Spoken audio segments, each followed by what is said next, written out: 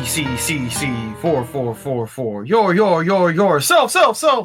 Welcome to another episode of C for Yourself, the only podcast where every one night stand ends with organ theft. I am your host, MC Uno Bang Bang, and I am joined today by Wibby. Yep, that's just gonna be me today. I'm Wibby. Wibby it is. Aren't we all? Yeah. Oh, fuck me. The same thing has occurred here where you're in the middle of introducing yourself and I'm like, fuck, shit. And I thought I was being clever, this time reading backwards through the glass that I'm drinking out of. And then as I turn it around, no, it's actually Wibby. It's just Wibby Brewing. So, no creativity whatsoever. Damn my impossible talent for reading things backwards. Fuck. I have a movie here for you today. Are you ready for a movie? I imagine you come to this podcast and you're like, oh boy, I hope we don't have to interpret dance because I have no clue what I'm doing on that. God, I can't wait to see what we're doing this week. And now for something a little bit different, a movie. I say, like, are you ready for a movie? And you're like, that was the one thing I was not prepared for. I guess I'll put the banjo away. You got the like jug of moonshine you were ready to blow into. Like, yeah. I've been preparing all week, and fuck. I guess roll the movie. I don't even care anymore. Aw, shucks. For all of our bluegrass enthusiasts at home. No, not this week, damn it. We did that. That was in season 1. You have to go back and find the episode. They've been waiting. They thought that was going to be the takeaway from season 1. It's like, out of all the movies we watched, History of Future Folk has impressed upon us the need for bluegrass in life. Second season is just going to be freestyle bluegrass. If only, man. I wish I were talented enough to blow into a moonshine jug. My personal talent has been preparing all of the empty moonshine jugs. God bless. So the movie I have for you today is entitled The Beyond. Now, did you say that fucked up, or is it actually The Beyond? Yeah, The Beyond. Oh, Beyond. Okay. See, that's what I wanted clarification of. The Beyond. Can I pause this for a second to, this is completely unrelated. Maybe not quite unrelated, but I was driving home the other day, and there was a billboard for the police department, recruiting for the police department, the local police department of Moonshine Country that I live in. And I couldn't stop laughing because what it said, it was, trying to be clever wordplay in 3 lines. It was, be the difference, be something else, and then it was belong, like just the one word, belong. And I giggled the whole way home saying, belong. And that's it.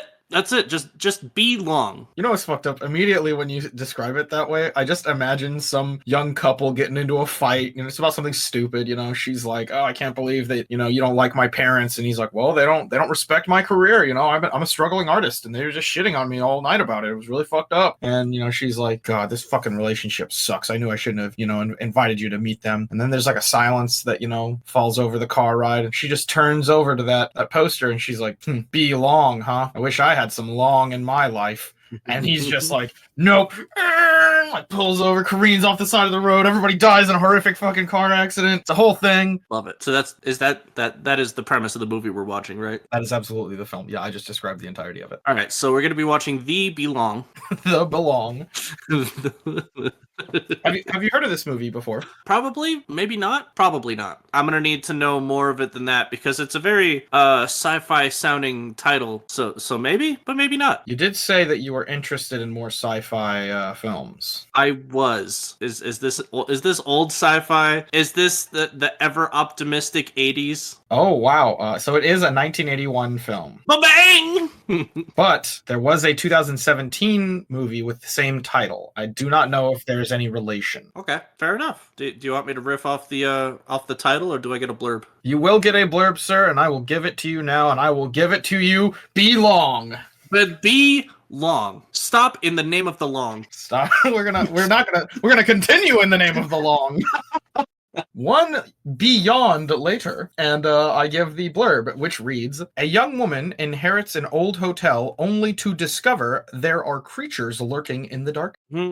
I'm hoping that this is some sort of... So I remember reading a Lovecraft book I don't remember the premise of that particular story, but the takeaway from it that relates to this is that there was this old woman sitting in some house, and she starts to like catch on to this like sacred geometry where it's like, you know, this wall doesn't meet this other wall the right way, and it's like the angles shouldn't work that way, and like it's like a triangle that doesn't quite match what a triangle ought to be, and if you look at it the right way, boom, that's when the demons come out or some shit like that. And I would love it to be something like that, but I'm gonna guess there's just like monsters in the attic. Let's roll with that idea for a second. What if it is somebody like from their childhood, they have just these thick ass glasses on, right? And their family's like super religious, and they're just like, yep, you're a bad little boy, so you gotta, you know, go and do your Hail Marys, blah blah blah blah blah. Or I guess it's a bad little girl in this case. So she, you know, she goes and does her Hail Marys or whatever, and whenever she, you know, takes off her glasses, she gets into some kind of trouble. Something bad happens, you know, house catches on fire or something or other. Maybe it starts off as like more innocent stuff, you know, she gets caught with like a cigarette or some shit, you know. Right. She just thinks, you know, oh yeah, I was a kid and I was a little wild child, ha ha ha. But as an adult, whenever she takes off her glasses, she has these like horrifying nightmares, demons and shit, you know, fucking horrifying. It's discovered that like kind of the same thing you were saying, where if you just look at it just right, the beyond is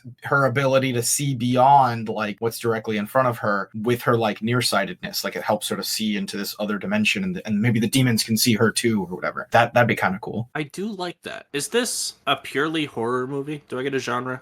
Sure, yeah, you can know the genre if you'd like. Because I'm imagining a horror / comedy. Is this? I'm sorry. Did you say this was a hotel or just an old house? Hotel was the word used. Yes. Yes. All right. So beyond this hotel, there is an extraplanar hotel that we're going to investigate. You know, there's the normal hotel. It's like a nice little bed and breakfast somewhere in the Scottish countryside. I'm gonna call that.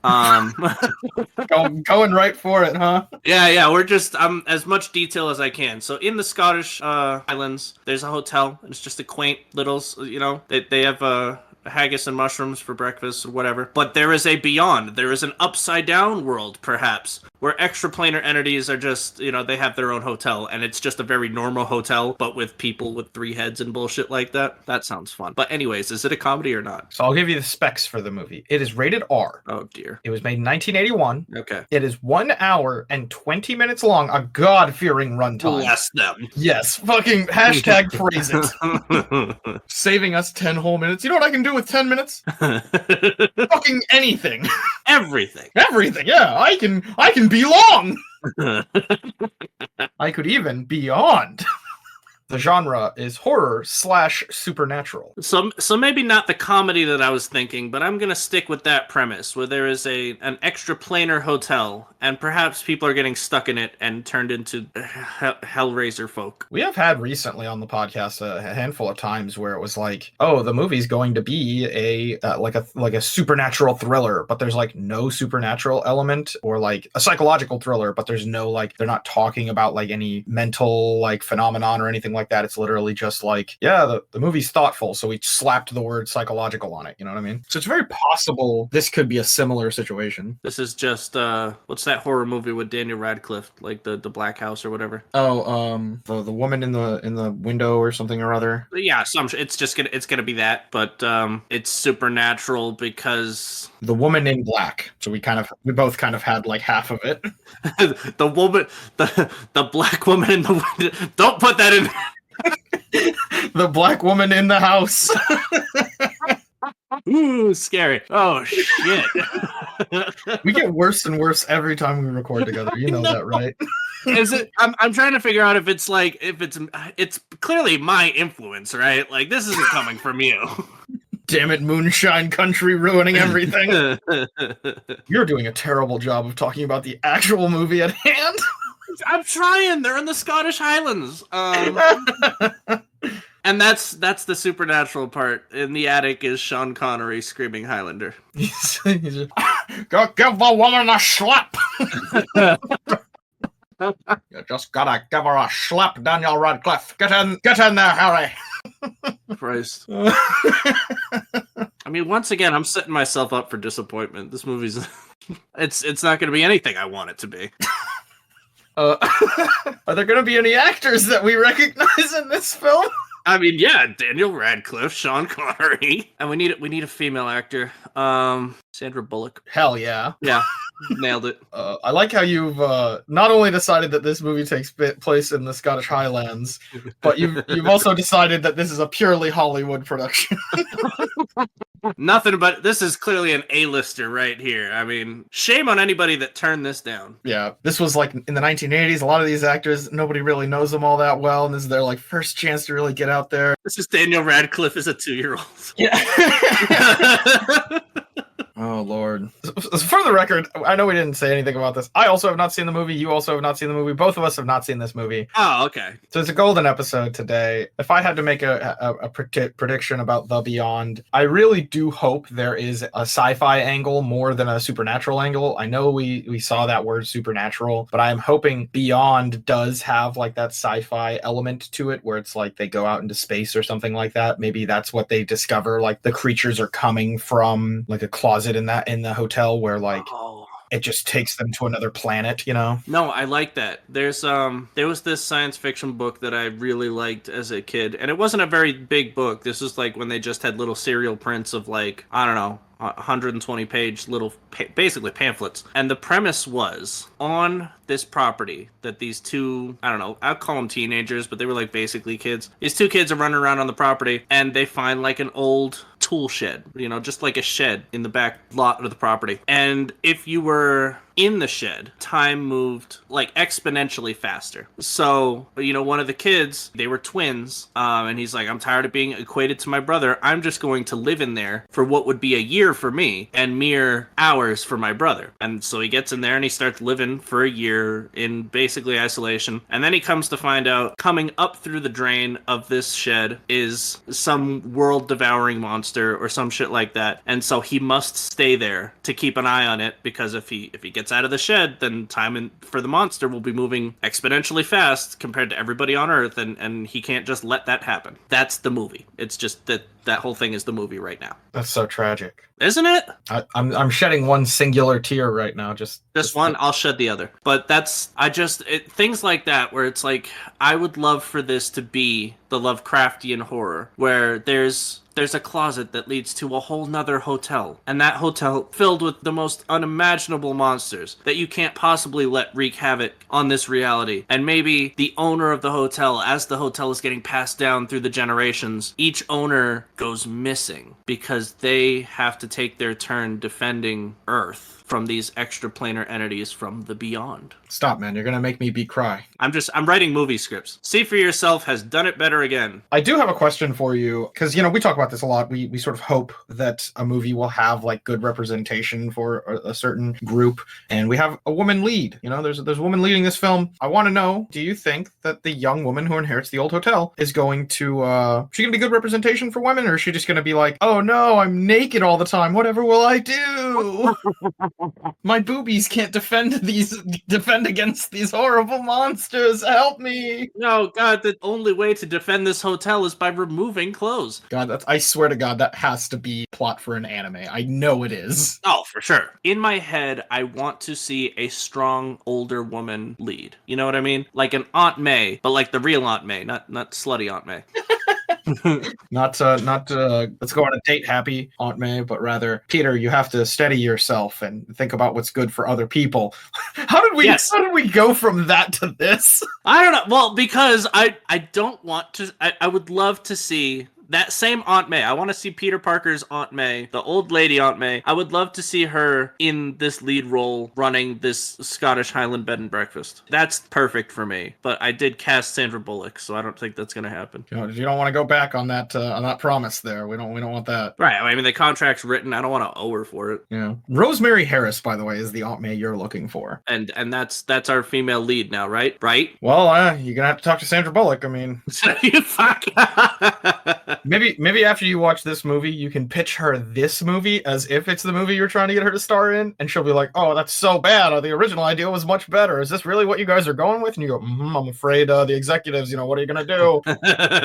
She'll get out of her contract, and you can have Rosemary Harris instead. But that's what I hope. I think I've just described the dilemma that you've posed to me as a question, in that I would love to cast Rosemary Harris, but unfortunately Hollywood has cast Sandra Bullock. To be fair, fair, both to Sandra Bullock and Hollywood at large, I would prefer Rosemary Harris in any woman's role. There's a woman on screen, I'm like, Rosemary Harris would have done this better. Why aren't you Rosemary Harris? Every damn time. Doesn't matter what the role is. Don't care. Don't care. We'll do it like Vertigo. Like, put on the white wig. It's like, do you really need me to? Tell me good advice for living a good life, goddammit. You're making good choices. We're coming up on that time. I wonder if there's any last minute things you want to say really fast. Are there any hyper specific scenes you imagine we're going to get? I am concerned that I have put too much of my hopes and dreams into my predictions, and this will, in fact, just be House on Haunted Hill. Or maybe even, at best, House on Haunted Hill, but with actual ghosts. I guess my idea kind of is a montage. Fuck. You're talking about the scene where, like, the stoner and the dog run through one door, and then they run out the other door on the other side of the hallway, and then they run back across the hallway from the other door, and then the monster runs. It's Scooby-Doo. I would love to have any reference to Scooby-Doo in this, and now I'm gonna be fucking like just laser eyes looking for this shit. But I'd like to see like a quick like showing of like a bunch of different, like, she's running the hotel and it's actually got like some degree of business, and people come in and she's like having like, you know, sort of some, maybe not wacky, but like, you know, it just shows the ennui of a difficult day running a hotel. As she's trying to sleep, she's awakened by these creatures lurking in the dark, and that's what gets her investigation started. I'd love to just feel that juxtaposition. I would love it to be wacky. Like, I'd love it to be Faulty Towers, but with a ghost upstairs. I think that would be really cool. I have a couple of things for you since we've already made all of our predictions. We're all done. We're good, safe, honest, God-fearing boys. All right. I can just give you the big cool reveals. So if anybody doesn't want any cool reveals, I'm not, you know,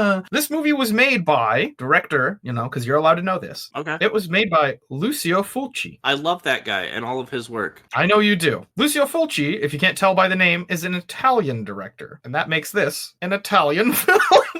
Does it, though? That's an interesting question, actually. The genealogy of a film, right? Is it where it's made, the actual country of origin, the country that's like... Is the studio based in Italy, or is most of the shooting based in Italy, or is Avatar an anime? Yeah, like, how do we decide this? And I'm not exactly sure, but even on the, you know, in the short description, it does mention this is an Italian Southern Gothic supernatural horror film. So, Southern Gothic. Whoa. Predictions are over, Buster. No, I'm now asking because is not Southern Gothic like a separate thing from Italian entirely? Maybe it might be helpful to tell you where this movie is set in. It is not, sadly, the Scottish countryside. Yeah, no, it's not. It is, and this is purely by coincidence, Louisiana. Bullshit. The southern aspect of the Gothic might be in the very like American South. Well, that's what I thought. I was pretty sure Southern Gothic is the painting with the husband and the wife in their like farm. Oh, what that is, isn't it? That's exactly what that is. Yes. Fascinating. But it's an Italian film. Yeah. Well, I mean, you know, art strikes all of us. You know, it's something we like to imagine when we're appreciating art or American literature or, you know, whatever. As Americans, we're the only ones enjoying it. But in fact, they see this stuff all around the world, and it touches them, and it makes people think like, I should make a cool movie about that because I'm Lucio Fulci, the great director. I can belong and beyond. But I cannot be in Scotland. No, I cannot be Scotland. I can be film and I can be Louisiana, but I cannot be Scotland. That's about it. We're going to go ahead and get into the movie, and you know, audience, please be seeing for yourself this film. While we step away, you know, there's going to be some smooth jazz playing here because I'm sure the soundtrack to this movie is just smooth, the smoothest jazz. Just that. You know, I'm actually, I gotta say, and you know, it's far be it from me to be Mr. Judgy Judgerton over here, but if I was the host, I would have figured out how to say "see for yourself" in Italiano or Louisianan. I know in Louisiana it's just a bunch of glugging noises, just for yourself, and then in Italian I'm sure it's just pizza, cannoli, spaghetti, lasagna. Right, a mamma sia for yourself. It's Is anybody still listening? Have we offended everybody yet? No? All right. Well, see for yourself then. Guess we'll do another 5 seasons of this shit until everyone's thoroughly offended. Cancel me, please. I dare you. We're like Trey Parker and Matt Stone, but not nearly as smart or well-educated. Yep. Fucking hell. We're still doing the fart jokes. Absolutely. Forever and always fart jokes. Fart jokes for yourself. Be farting.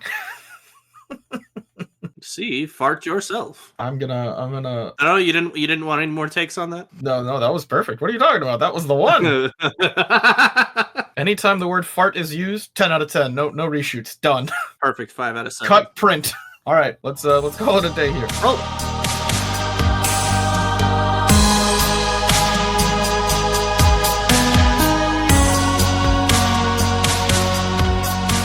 And we are back. Why not? Because I said so. That's why not. Have you seen for yourself? We've seen. How many 4s did you yourself?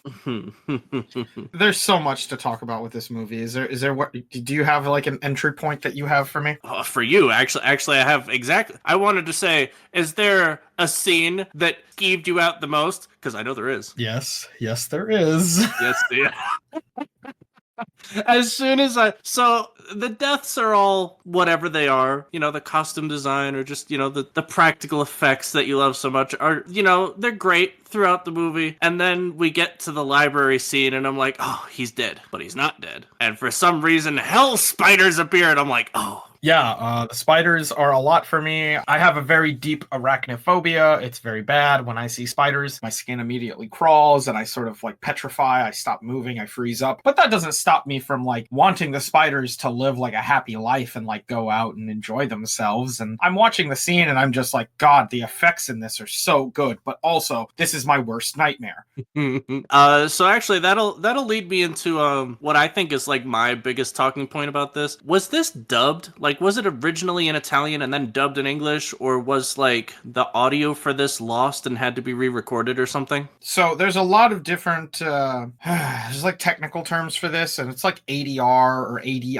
I can't remember. There's an acronym for it. But basically what you do is you film the actors acting and they say their lines as they would say their lines. But then there's like an issue. Actors speaks Portuguese, but you need him to be speaking English for the role. Sergio Leone is known for doing this, where he'll just have the actors speak their native tongue for the scene, but then later he'll basically dub over them. And it looks really bad. Like you can tell when they're doing it, and you can kind of hear it too. They'll try to add in some background noise to sort of make it not sound as bad, to make it sound like there's stuff going on in the background. There's like birds chirping and crickets making their little cricket noises. So that means that this was all recorded on site, but it's not. Filmed, how it's filmed, but they do not use the audio from the initial filming, or they don't even record audio with the initial filming. Like they just film it. And it can save some money sometimes. It can be useful for a lot of different reasons. But yes, it is very obvious to a viewer that this has been basically dubbed over. All right, that's fair. There were times where like it bothered me for, the various reasons that you mentioned. It's very obvious, but it's like it's obvious in a way where it's like for a while I was like trying to lip read to see if because it looks like they're saying the right lines. It's just not quite lined up correctly. And that's fine on its own. Really, that's something that I can overlook. I can in my head say that this was dubbed in Italian and just stop thinking about it. But I brought up that scene in particular because it also feels like the Foley artist for this particular movie didn't want to lie. So I'm going to come back to the spider scene in a second. There's a scene, either I forget if it's before or after, where she's just walking down a hallway to room 36 and the footstep sounds are over accentuated, which I liked, but were not lined up with her feet. And that's fine on its own. I'm going to cut back to the spider scene because I don't know why the Foley artist decided to put horseshoes on all those fucking spiders. But those were the loudest spiders I've ever seen. So let's talk about Fulci and his desire to... It's hard to say if this is Fulci himself or maybe his editor is just like, oh God, I gotta make this like more... Just more. I think more is the word here because there was a whole bunch of times where the sounds were exaggerated. And I'm not saying that in a bad way. I think they were exaggerated to serve a purpose each time they were there. And I'm only casually ribbing the horseshoe spiders because I think it adds to the weight of how many spiders they wanted you to think were there as opposed to like the 2 or 3 they had. Or absolutely, they had like 1 real spider and then 3 like marionette spiders on like fish line or whatever, and they wanted you to think that there was 100 spiders eating this man. So again, not knocking it, I thought it was funny in the moment. I can see the purpose, and and then the hallway walking scene, there just was a disconnect, even though it was serving the purpose they wanted it to. Okay, so let me just dive right into like my grand thoughts on this film. I would say that about 90% of it is like, it's fine, it's okay, like it's an all right movie. I agree. Almost any shot that had like practical effects being used, immediately 10 out of 10. Just like, holy fucking shit, they really did it. Oh yeah, the opening scene where they're beating the shit out of Schweiss, or what is that his name? I think it's Schweiss. Schweiber or something like that. Something like that. Schwiffer. Yeah, where they're just beating the shit out of him with that chain. That was great. I don't even think. I guess they just put it in sepia so that way you could be like, oh, this is old. You know, just we didn't have color until the 60s. I actually liked that. I thought that was a clear and obvious way to let us know that this is happening in the past. I really like cheap and easy effects like that. No, I got nothing wrong with it. And again, I really thought, you know, the beating the shit out of Schweik with the chain looked good. That 90% of like, it's okay counts for about 50% of my enjoyment of the film. The other 50% is strictly practical effects and the ending. Can we talk about the ending for 2 seconds? The movie for me, so I agree, the practical effects very good. The movie itself, I lost the plot so often, and then I was just generally displeased with this being a haunted house story. But then we get to the ending, which serves the purpose of basically all my predictions for the movie, where I wanted this to be sci-fi, Lovecraftian. Let's start with you before I gush about what I liked about it. So when I talk about the ending, I literally just mean the last like 2 minutes. They walk out of the elevator and they're immediately transported into the basement of the hotel instead of like whatever floor they were going to in the hospital. And they're like, wait, this is impossible.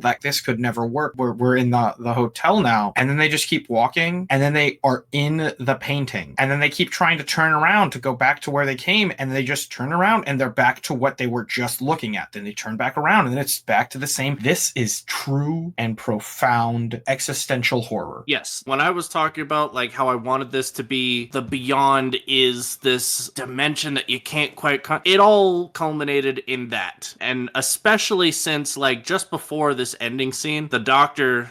Pistol Whip or whatever. Dr. McCabe is his name. McCabe, yes, who just had the biggest 6-shooter ever just in his doctor's repertoire. That fucking magnum that he's just got on him. Yeah, fuck yeah. Just in case. Do no harm, suck my dick. Bah, bah, bah. Right, he's like, well, you know, I want to be ethical. I don't ever want to autopsy anybody who's not dead, so I kill him myself. But he's just so adamant about like, no, I read your demonology book, I've listened to everything you have to say, and I will not accept anything except a rational response. And then they end up in Cthulhu hell. He's just like, I can't. I have no rationale to apply to this. I give up. And they get the blind eyes, like the other chick there. I don't know if the blind eyes are supposed to represent people who have given up. Like if you have just been so completely encompassed in fear and despair that you've given up now, then the demons can like take your body and control you. One of the best practical effects shots of the entire film, when the doctor turns around and fucking explodes the head off of that little girl. Ooh, mwah, mwah, chef's kiss, perfect. Because he shoots other people in the head, and it kind of just looks like one squib like exploding on their forehead, and it's just like, okay, yeah, he shot them there. All right, cool. This girl gets her entire life imploded, like just. Oh God, so perfect, so good. Yes, please. You want to talk about Emily? Yes. Emily is the girl with the like white eyes that like has made some sort of a deal with the ghosts or demons or whatever they're called. With she's got the dog there. Yeah, she has Dickie the dog. That's part of where I thought I was losing the plot, because she has that whole scene where it's like they're trying to get her and she's like, I don't want to go back. Dickie, get him. I don't know if that's as a benefit or a detriment to the film that like they don't explain all the rules here. It's probably, given the ending, it's probably a benefit that we don't know how all this works. I am a really, really big fan of this is how it is, deal with it. That's fair. I feel like a lot of the rules are just like they're zombies, and also there's like an evil spirit that's taking over people. It feels very Evil Dead, or maybe Evil Dead was inspired by The Beyond. I'll actually look that up right now. The Evil Dead came out in the same year as this movie. October 15th, 1981 versus April 22nd, 1981. So just a few months apart, which means that they were probably being made at very close to the same time. I mean, I guess some years just weren't, some years are buddy cop years, some years are the gates of hell have opened years. Yeah, that's kind of how it works in Evil Dead. There's some sort of malicious spirit that takes over people's corpses and turns them into effectively zombies. In Evil Dead, they're less zombie-like than they are in The Beyond. In The Beyond, they're like shuffling around really slowly, not terribly aggressive until they find something they can kind of beat up, and then they beat the fuck out of it, and they can only really be stopped by being shot in the head. Evil Dead is more like, there's a demon in this person. It's the exorcism, but like it's actively happening, and it can be spread by like contamination effectively. But yeah, it's incredibly interesting that they're both such similar movies. Yeah, super weird that they kind of came out at the same time. That's genuinely interesting to me, because I kept thinking about the Evil Dead as I'm watching this movie, like wondering, damn, this movie must have influenced Evil Dead. It came out in the same year, just a couple months apart, so I guess technically The Beyond did it first, but I don't know which one went into production first. That information is difficult to track down exactly. The Evil Dead was certainly more popular, probably because it was an American production, whereas this was an Italian production with a lot of Italian names in it, by the way. When I'm looking at the cast sheet, it's just all Italians. I feel like your prediction that this was going to be kind of like a Scooby-Doo sort of story sort of came true, especially with Emily and Dickie. When I mentioned Scooby-Doo, and then I started the movie, the fact that we had that, like, what would you call that genre of music that we load in with? Because it felt very Scooby-Doo-y. Like the upbeat jazz or whatever. Yeah, the like grindhouse productions. Like, so this movie uses a like combination of like jazz and synth. So it's a lot of that like classic 80s horror genre synth that you see a lot for the time. And then the sort of music that you would associate with New Orleans or Louisiana in general. And it's just sort of going back and forth between the two, which feels really fucking cool. For sure. There's just times where it's very happy, upbeat, flower child jazz feeling, but then they've got like the synth backing it up with spooky music. I cannot speak to exactly what like led that decision. I know that synth was a very popular choice for horror movies at the time, and I know that jazz is associated with Louisiana a lot, so maybe it was something about that. I don't know. I am wildly interested to know why Lucio Fulci decided on Louisiana here. That's fucking cool as shit. Like, I think it's super cool that they're like, oh no, the building was built on and everyone's like, Indian graveyard, and we're like, nope, it's the gate to hell. Is that like a Louisiana thing? I don't fucking know. Louisiana does have a lot of superstitions, and that's just largely because of how many times it's changed hands over the years. They've got Spanish superstitions and French superstitions, and some like Haitian Creole superstition. It's just everybody basically like had their hand in that pie, and so they've got superstitions from everywhere, and it's even part of the city today. Here's a fun story from my trip to Louisiana. The first hostel we stayed at, we couldn't figure out how to work the locks on the door to the room. Like, it was counterintuitive is the best way that I could describe it. Well, we couldn't figure it out right away, and it's like, wow, thank God we're not coming here drunk. We took a ghost tour, and apparently that is the staple in New Orleans, is to install your locks upside down so ghosts can't figure it out. That is interesting. There was like that scene where we seem to be following the perspective of a ghost up to a door, and then it seems like the ghost kind of gets stuck at the door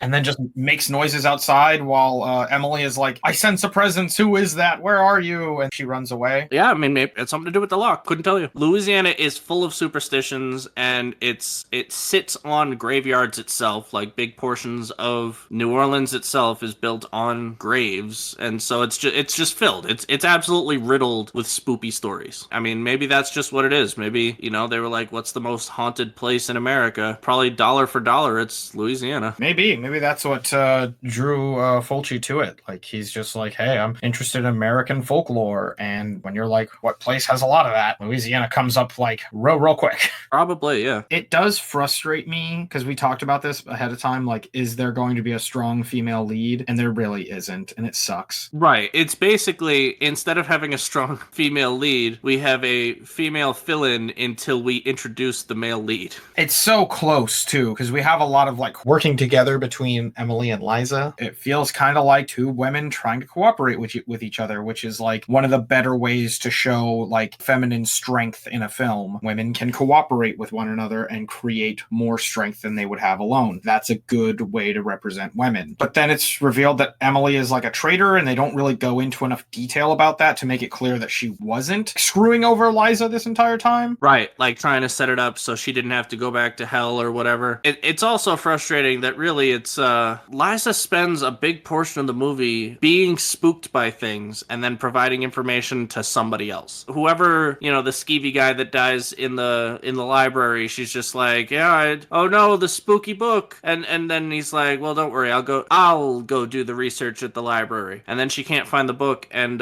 you know, the doctor goes, I found the book you were talking about. And it's, you know, she doesn't do a whole lot on her own, and that's disappointing. Which is weird, because I really felt like this movie was going to be woman-centric when, like, Martha gets introduced, and she's like this brooding, angry lady, and I'm like, fuck yeah, Martha's gonna fuck shit up. And she meets Joe, and they have this, like, weird, like... sexually charged, angsty scene? Yeah, it's either sexual tension or, like, an intent to murder one another. I can't tell. And I love that for their relationship, and, you know, for God and everybody viewing, it's lovely. Martha is my favorite character, and she just gets completely written out of the movie almost. Like, she shows up a couple times here or there, but, like, I wanted Martha to be part of, like, the Liza, Emily, Martha trio, and I wanted Joe to have stuff to do too, and... I know, I like Joe as just, like, a salt-of-the-earth dude, and it's, like, basically everybody dies except, the doctor, and it's not even, like, I wish the other doctor had something to do, because he had that, like, brain machine that he wanted to hook up to the dead guy, and it's, like, that really would have been cool to listen to what he had to say on the matter, and it's just, like, the next time we see him, he gets shards of glass to the face. But was that not the coolest thing? The window explodes, then it shows the doctor, and the doctor moves out of the way, and then goes back to the window, and then comes back to the doctor, and he's got shards of glass in his face, and I'm just like, yes,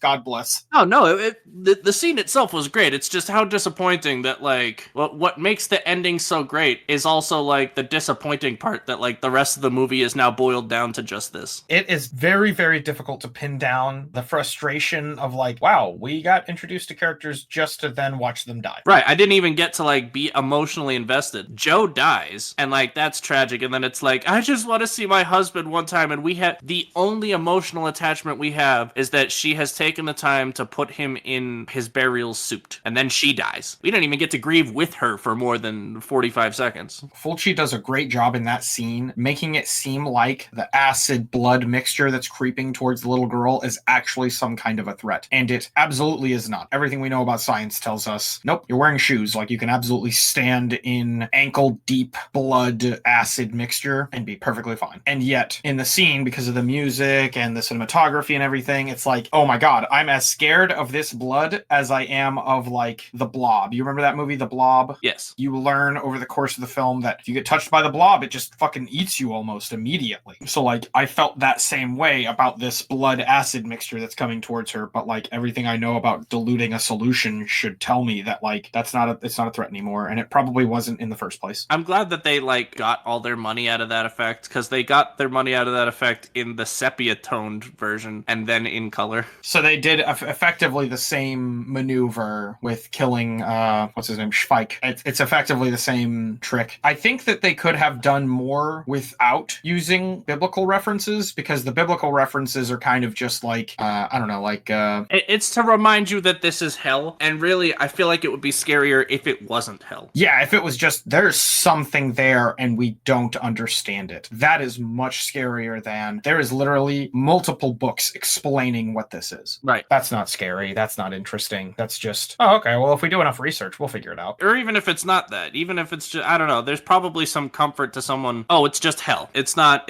something that I'll accidentally fall into. It's hell. When really this could have been like, no, the zombies are coming alive because, I don't know, there's this otherworldly place that we don't know what to call it, or what it does, or what the rules are. But it's just, as soon as you call it hell, and these people are going back to hell, and these people, we're all gonna end up in hell, it kind of normalizes the whole thing. And the whole scary point of the ending is that logic has failed. Yeah, I think that is so cool to, like, put that line, like, this is impossible, like, how did this happen? I don't understand. Next to, every time we try to turn around and escape, it's just more of this. And that I shouldn't turn around and see the exact same thing and then turn back around and see the exact same thing. That's horrifying, and it should not. That's not how what the fuck. That is so good. That is exactly what we're looking for. That is the you caught the zeitgeist of 2023. If we did this film over again today, having a multiracial, multi-ethnic, multinational cast, maybe this all takes place at like the United Nations or some shit. That'd be cool. The United Nations is one of the 7 gates to hell. That's so fucking cool. Inherently, that's fucking cool. Right. And everyone there has a different understanding of God and punishment and hell and all these other things. And for it to not correspond to any of them. Yeah, like, so they're all just trying to explain this to each other, and they have their translators there, and they're trying to explain it, and then maybe that's the only people who get killed is the translators. So it's like the Tower of Babel now. Everybody speaks a different language and doesn't understand one another, and they're still trying to survive just using like human decency to communicate, you know? This could have been, by God, holy shit, oh my lord, I'm just making the best movie ever. But instead it's just Jesus. So one other thing that I wanted to bring up, and I don't know if this is just of the time or of Italian filmmaking, but when they wanted to make people look like not the greatest people or just incredibly nervous, boy, were they wet. Like, they just had the wettest actors. The guy looking through Liza's stuff for a key, just the dampest dude. And the front desk receptionist in sepia times, where I'm assuming he was just really sweaty because, you know, it's the 80s and a bunch of white guys with torches come storming in. He thought he was on the chopping block. But yeah, just the dampest actors. Yeah, I think that, I mean, that's obviously like a purposeful effect, right? It's very obvious, yeah. Yeah, and I think that that's like one of the other failings of the movie is that it feels kind of like this movie's going to be a mystery or something, because a lot of the characters behave suspiciously. Yeah, Anthony, fucking Martha, fucking Joe, they're like kind of malicious seeming or suspicious. So you're kind of wondering, like, who's the good guy? Dr. Harris is kind of weird. Oh, I really want to put this, like, brain thing on him. Why, dude? What the fuck? Right. He's dead. I don't know. That's why I wanted to see more out of Harris, because it's like, what's his deal? Is he New Age porn stash Frankenstein? Like, he's just... Because it's not even like he did it to any of the fresher corpses. It's not like he went up to Joe and was like, I just want to see if his brain's still working. It's like, hey, the guy that's been buried underground for 60 years, let's see if he's still ticking. He's not. He's less likely to be so than Joe is. This is one of those lines that's like, it's made a lot better if with just like one word of like, for my research paper, done. I get it. Immediately it makes complete sense. Like, yep, you've got to try it on, you know, maybe it's your control for your, you know, research study. Try it out on a really old corpse. That gives you a place of 0 to compare it to like fresher corpses. Yeah, that makes it seem like a lot more sense as opposed to like, I don't know, maybe being the autopsy technician at the time was just, you know, it was the wild fucking West where it's like, well, he's already dead. So, I mean, let's see what happens when I stick my finger so far up his nose, you know? Yeah, wouldn't that be neat? It kind of feels like that's what he's doing here. It's like, I just want to try out the new toy that we got for the department. It's like, yeah, it's for the neurology department. It's like, yeah, let's try it anyways. Won't it be fun? Yeah, I also wonder how much money the production had to put into just using this machine at all. It's the 1980s, a machine that shows like a little green dot that's like moving across a screen. That's probably like expensive for the time. I don't know. I'm just like guesstimating. I mean, yeah, this movie was made in the 80s. I mean, I'm sure that... Did they have laser pointers in the 80s? They probably didn't. Not cheap ones that were easily accessible. Right, because that's the cheap way to do the effect, is to have some dude with a laser pointer behind a little green screen. And if they didn't have that... And there's no way that, like, he could make it that steady. No, he probably could, like, I mean, there's a way to do it, yeah, going across a ruler and then doing a blip. There's something there, but there's a way to do it, but this is all hinged on them having a laser pointer in the 80s. Was there any practical effect that you were, like, especially astounded by, that you were like, wow, that felt really good? I mean, I really liked the spider scene. That one was the best to me, because some of the other ones I was not the biggest fan of. Like, later on in the movie, Joe comes out of the bathtub, and it just sort of looks like a dude in a mask. What else? I guess they did a really good job with Dickie attacking Emily there. That one definitely got the biggest what the fuck jump out of me, because I thought we were learning the rules there, and the rules were that, like, I don't know, the demons can come take you back if you don't I don't know, put someone in your place. Maybe Emily was trying to get Liza to take her place in hell and she couldn't do it. So the demons came back together. And the dog, which is God backwards, was able to defend her. But then he turns into Cujo and fucking...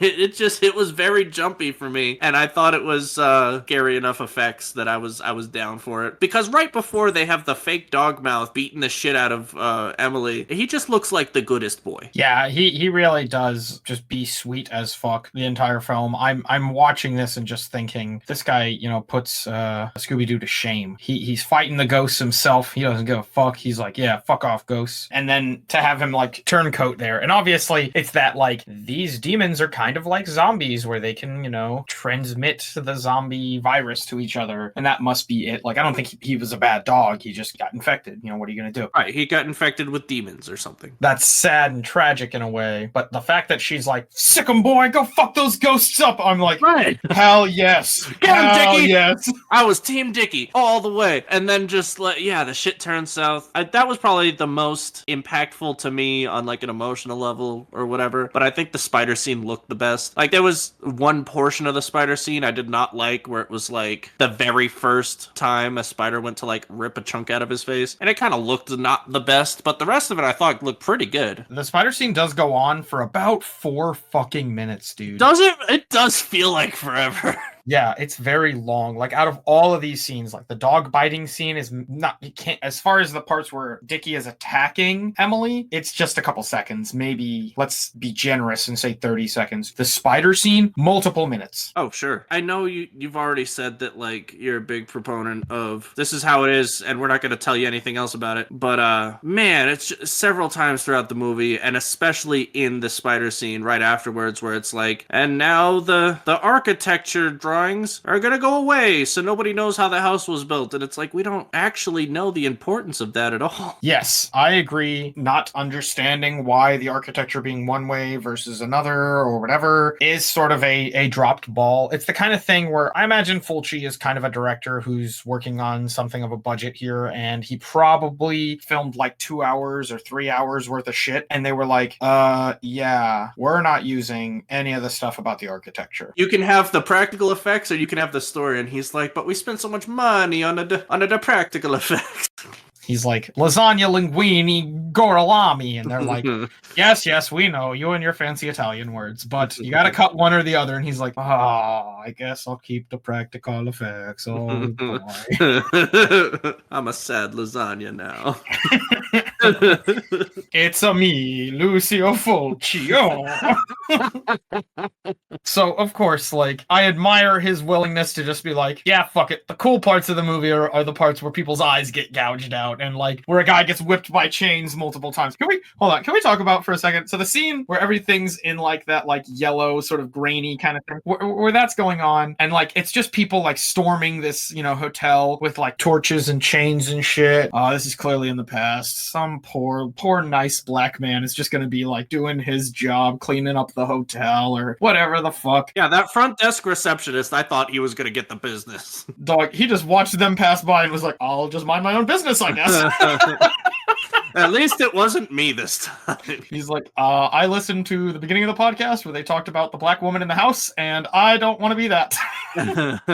But yeah, they kept doing the chain scene. They were like, whack to the face, and then they start dragging him off, and he's like, no, you won't be able to survive without me. And they're like, oh, really? Whack again. And then it's like, guys, shut up. They're just gonna keep hitting you. I really admired the movie's like willingness to show multiple times similar effects, you know? Right. Because like when you have like a cool effect that you spent some money on, you're trying to make it look good, you don't really want to show it over and over again to give people multiple chances in the same viewing. To pick it up. Yeah, to see how bad it is, you know, or to pick apart little, you know, less than idealities about it. You know, you kind of want to... They were proud of it. Like, they were like, no, we ironed out every kink. I'll fucking show you how I did it. You'll still be amazed. Exactly. That's exactly what I'm getting at here, man. Like, Lucio Fulci clearly felt very proud of his work, and rightfully so. It looks really good. good. The blood could be a little thicker. It's a little bit thin. It's kind of watery for my preferences. Even at the time, I feel like there were options to kind of thicken it up a little bit. But no, that's fair. But I mean, I've got less qualms with that than the I don't know, throwing lye on his face. I suppose it kind of looks like they just threw bubbly clay at him. Yeah, it could be like anything. Cement. Who fucking knows? Or just have like a steam effect behind him that was more prevalent. But it's like, I don't know. It kind of looks like they threw clay on him and then threw peroxide on him. Something I wanted to ask you about. Do you think that the metaphor of like loss of sight is meaningful in any way in the story, or is it just in there as like a thing that people are generally kind of squicked out by? I was willing to take it as like a loss of understanding. You've lost your sight, you've actually lost your sanity, or you've lost your grip on the world or whatever. But like Emily is fairly cognizant, and also they did it to John's daughter. So like I don't know if they just thought it was a really cool effect, and so they that got chucked away with the explanations of the rules as well, and they were just like, we're gonna do it again.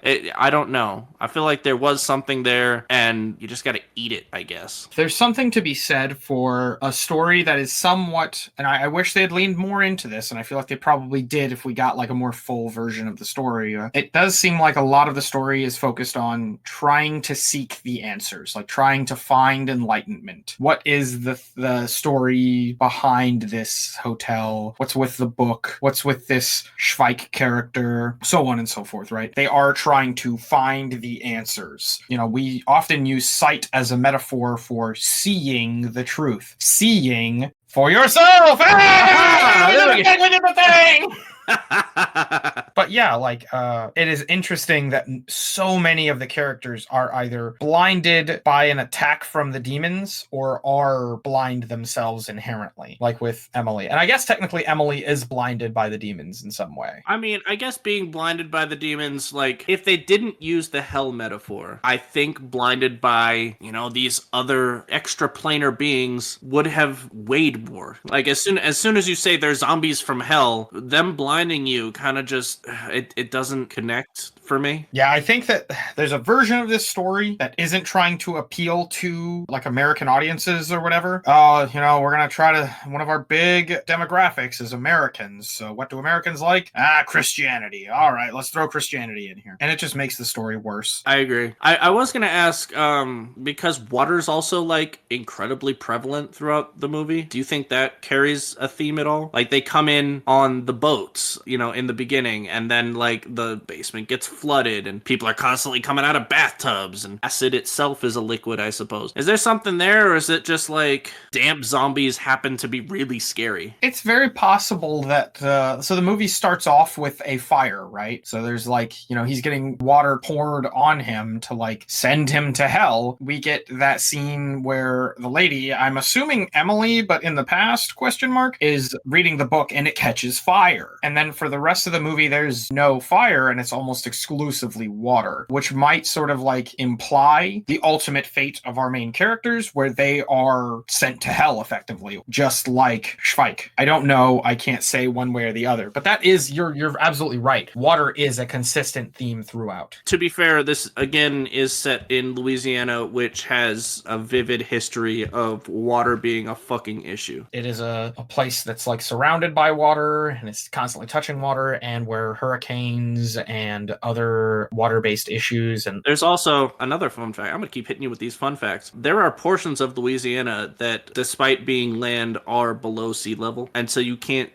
dig very far there without hitting water. Lucio Fulci, maybe he was just enraptured by Louisiana again. The folklore's there and the issues there, and just a lot of these things. Like if it flooded in Louisiana, then these graves were coming up out of the ground. That's probably pretty horrific for the time, probably led to zombie folklore. Who knows? Like maybe this is just, maybe I'm looking for a theme and really it's just like, no, it's a Louisiana. Boy, oh boy, I love a spaghetti, and the Louisiana people, they love the spaghetti too, and so I made my movie in Louisiana, yeah. God only knows. Who knows? I definitely don't. I don't think it needed the water to tell the story. I think it led to some cool effects. I don't know. I don't know the theme there with water. I think you're catching on to one of the problems with Lucio Fulci's filmmaking is the practical effects come first, man. Oh, sure. He is very clearly just doing his best to set up really cool practical effects. Like when Joe goes down and he's, like checking out this little hole in the wall and that hand comes out. Already, cool effect. We need nothing more. Cut right there. Nope. Keeps going. Shows the hand digging into his face and then like gouging one of his eyes out. And I'm like, wow. So I wanted to bring that up too, because the removal of the eyes happens several times in the movie in various forms, and that probably like runs parallel to the contact lens effect there with loss of sight and whatnot. It just happened to kill them. Yep, he gets killed that way, and also in a very romantic sort of way, he kills Martha by gouging out her eye. I'm just saying, Martha and Joe, OTP, one true pair. in our hearts and in our minds, we love Martha and Joe. I hope they come back for the sequel, the one that was made in 2017 in space. The Space Beyond, as it were. Yes, yes. I feel like we kind of have to watch 2017's The Beyond just to see if there are any parallels at all. I really hope there are. I really hope that this is just like the streamlined version of how Hellraiser made it to space. Once again, you brought up something I was going to consider bringing up: the parallels between The Beyond and Hellraiser. Just how much of like Hellraiser owes its wonderful practical effects to filmmakers like Lucio Fulci and movies like The Beyond. I also feel like Hellraiser did what we want The Beyond to have done, where it's like, no, this isn't hell. This is the pleasure dimension. Like if they had done that, like if they had done, this is the knowledge dimension, and unless because they had even said something like that earlier, where it's like, if you approach the gates of hell but have no knowledge, blah, blah, blah, blah, blah. There's a non-Christian story here that I'd love to see. And even Hellraiser has hell in the name. So it's like, you're right, it does do the thing that we're wanting this movie to do, but not completely, not 100%. And this is probably not it, but it kind of feels like they don't have faith in the audience to like recognize there are worse things than hell. It's like they go through it and it's like, oh, well, that didn't seem so bad. Well, what if it was hell? Ah! Which is interesting, because sort of like it feels almost like, and I'm not trying to put this on Lucio Fulci, but like it feels almost like this movie is somewhat inspired by King Oedipus, the character who is most known for having sex with his mother and then gouging his own eyes out after finding out. He doesn't die at the end. He goes and like explores the wilderness as a blind man, suffering the entire time. And it feels a little bit like the ending of this movie sort of parallels Oedipus, in that the characters don't die for trying to figure out the truth. They are taken into a wilderness of sorts, hell effectively, and they just explore that area completely blind the entire time. No, that makes sense, especially since I think you've talked to me about this before, where like the story of Oedipus is kind of like how much better his life would have been if he was oblivious. A lot of people choose to read Oedipus as, if he had just chosen ignorance, his life would have been better, because his wife Jocasta, who is his mother, argues that he should just ignore all of this and forget about trying to figure out what the prophecy means and whether or not it's true. And several times in the movie, maybe not several times, at least once, possibly twice, they bring up how Emily has tried to get Liza to just leave. Yeah, it seems like there's some argument for, let's just get the fuck out of here. And like, there is a really cool, we should probably take the time to actually dive into this one of these days. There's a lot of really cool discussion on the evolution of haunted house narratives, and how there came a point in haunted house narratives where it was not just leave the house. It was, if you leave the house, it doesn't matter. You're fucking cursed. It will follow you. And how that has to deal with like the zeitgeist of social issues surrounding home ownership. How it doesn't matter if you just leave your home to go and try and find a new one, try and find somewhere that you can enjoy living in better. You're still going to have all the same issues of home ownership that you had at your previous home, and the problems surrounding economics of land ownership and home ownership. There's a lot of really interesting discussion to be had on that, and I don't think that this movie is at that point where it's trying to discuss that. I think it literally is. There are things that are worse than dying. That's a spooky thing to consider, and really dialed back by writing this as a hell story. Because hell is awaiting all of us, but living in a painting where all you can explore is what you're directly looking at in the painting is fucking mortifying. Also, you're blind. But hey, we are coming up on that time. Is there anything that you want to say before, we close this bad boy out, before we say, I believe the Italian word is sayonara, Lucio Fulci? Sayonara for yourself? No, I think we've touched on everything that I wanted to say. Love the Foley artist. Have some words for the editor who put all this shit together. And stop putting hell in movies. Stop making this easily digestible. Instead, let me digest the other shit that I'm now very hungry for. We are only saying that this is easily digestible for us. There are certainly people across the world who are very unfamiliar with the Christian faith, who are like, wow, this is a weird thing. So their religion just believes that there are 7 places on earth where if you go to them, it's an opening to hell? Is that like a real thing in the Christian faith? That's weird. And it's kind of not, but it kind of is for somebody who's only known, Hinduism their entire life. Or I suppose if your religion doesn't involve, the brimstone narrative, like as I'm sure many don't, then it's probably not familiar to you. And so it can be scary on its own that, well, I don't know. If you don't know that, then how do you know that hell is the thing you go to when you're bad? Maybe hell is just like a nice digestible word for something that Fulci didn't want to waste time inventing a word for. I'm sure there are plenty of concepts from other religions or philosophies that I could bring up and that you would be completely ignorant about. In Confucianism, how long are you supposed to mourn the dead? A year and a day. No, exactly 3 years. Oh, okay. In Taoism, how long are you supposed to mourn the dead? Is that one a year and a day? No. Oh. Taoism believes that you should mourn exactly as long as you need to, but they lean more on not very long. I believe Lao Tzu, who wrote the Zhuangzi, which Taoism uses as one of its primary texts, argues that you should only really mourn for about 3 days. His wife died, and he was like, I'm so overcome with grief, and it's just so difficult. And then 2 or 3 days later, he was like, oh yeah, I mean, good for her. She moved on to something else or nothing or whatever's after this life, and what a wonderful thing. Yeah, no, that's fair. I just, I don't know. I feel like to equate it to hell implies that you're trying to tell the hell story that we understand it as. And if you're feeding that to somebody who doesn't understand the hell story, then you could have used anything else. I think it is very likely that they're trying to cash in on the American demographic, which would have been big at the time, I imagine. Right. To have that, especially since it seemed, maybe they didn't. Maybe there isn't. Maybe we're just putting it on that movie that they had all this stuff that they wanted to use, but they had to cut it so they could put all the cool effects in. Maybe that didn't happen, but, maybe that was the shortcut. They're like, we lost all this cool technical story stuff. What are we going to do? Call it hell, they'll get it. There's a good argument to be had for that. Maybe they were just trying to save time. I mean, obviously, God bless Lucio Fulci and the Beyond and everything. Only an hour and 20 minutes. Maybe they really did want to kind of try to just keep it to that low serial movie. Yeah.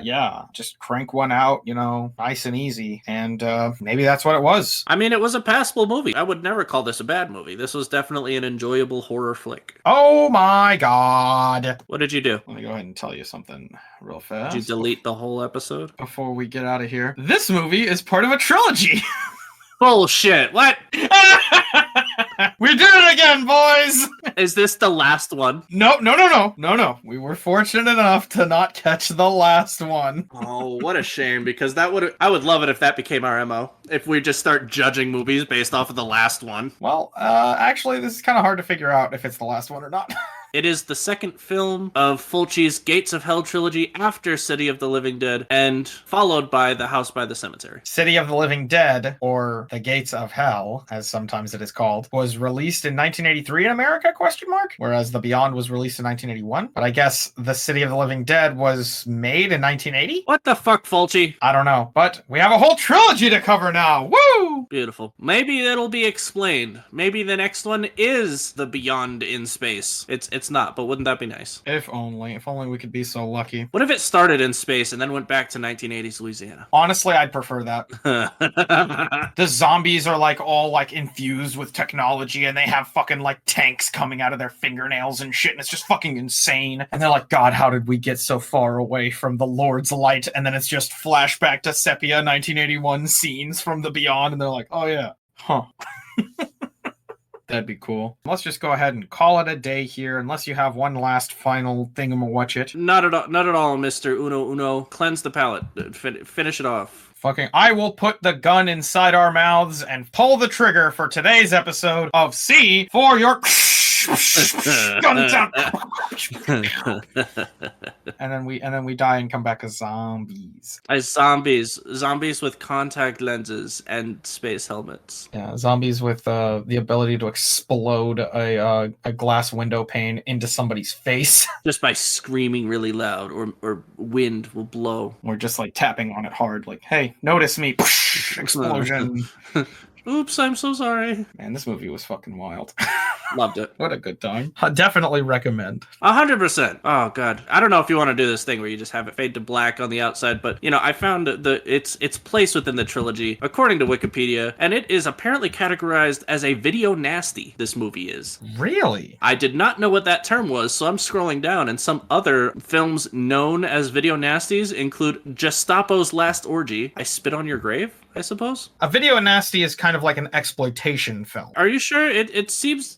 Oh yes, it does say or exploitation film. What's an exploitation film? An exploitation film, and this goes back. A lot of people don't recognize this, but exploitation films have been a part of film history forever. We have always made exploitation films, and they've always been very profitable. People really like them. It wasn't until the Hays Code that we kind of stopped making them, but only because they were being censored by the Hays Code. So we don't have as many of them nowadays as we did back in, say, the 1920s and 40s. But yeah, it's just a movie where anything that you think of as exploitative, you know, like naked women, guts and gore, sex, all that stuff that's like sensational, is leveraged to make the movie more interesting. Fair enough. And it's not like it's not as if like we don't have movies that are wildly successful that don't have exploitation elements to them. A lot of people look at a lot of Quentin Tarantino movies as exploitation films, but because they're sort of seen as like very, very popular and artistically valuable, they're not labeled as exploitation films. Exploitation film is sort of a word that we use to mean low art, which is a shitty thing to do because people said that William Shakespeare's work was low art in its time, and now we look at it as high art, which is pretty fucking stupid. Right. I suppose the same thing can be said of Beethoven's work. Apparently he was a rock star of his time, and just all of his shit was, you know, when an artist looks at something and says that's incorrect, or like when a chef says that's not the correct way to do it, but it's still good and people like it, like that's just kind of, I imagine that's what you're talking about here too. Yes. If it's art, then it's not exploitative, even if it is exploitative. What was it? After World War II, there was that artist who made like Dadaist art, where it's art that's meant to be not art. Yes. But we're getting ahead of ourselves. Let's go ahead and call it a day. We've already kind of gone in a little too deep here. Oh, I thought this was going to be where we fade out to... Well, no, this is good stuff. It's unfortunately going to make it because it's good, unfortunately. It's not about anything that we're... Yeah, we fucked up. Oh, we did the worst version of what I was trying to do. I had that cool thing about us killing ourselves, and you ruined it. I ruined it. All right. Slow jazz music.